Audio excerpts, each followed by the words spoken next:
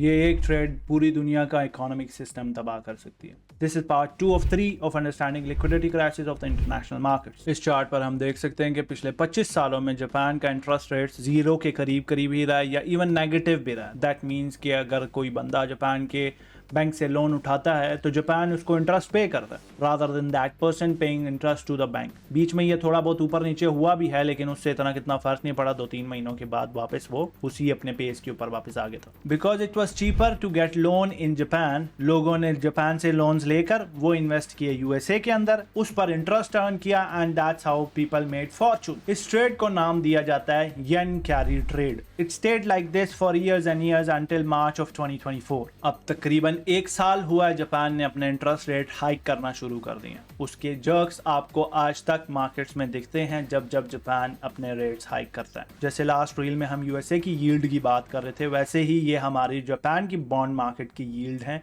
which has grown over 5 times since that 1st May 2023, which means loan लेना महंगा पड़ रहा है एंड रिस्क इंक्रीज हो रहा है। अगर ये चार्ट जल्दी ड्रॉप होना शुरू ना हुआ तो येन कैरी ट्रेड अनवाइंड होना शुरू होगी, which means the trillions of dollars invested in US markets वो वापस जापान में फ्लो होंगे।